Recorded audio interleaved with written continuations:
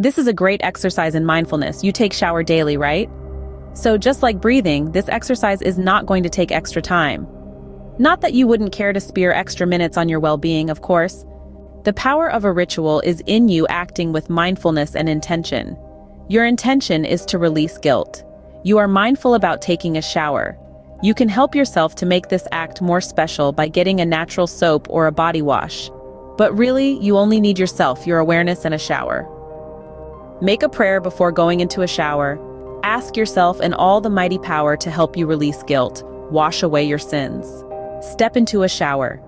Imagine that with water running down your body, all the sins, big and small, are forgiven. They are washed away. Use your special soap to rub off the guilt from your shoulders, your chest, feeling how a dark, heavy load is leaving your body. Wash your face, let the water soak your hair. Let go of the guilty thoughts and face expressions. Let yourself feel how your face relaxes, how free your mind is. Free yourself from the aftertaste of guilt, resistance towards your responsibilities, the people you meant to love.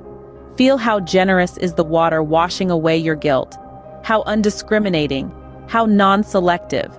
You are worthy of forgiveness, just like any other creature on this planet. You deserve mercy. You are born free. You are born loved.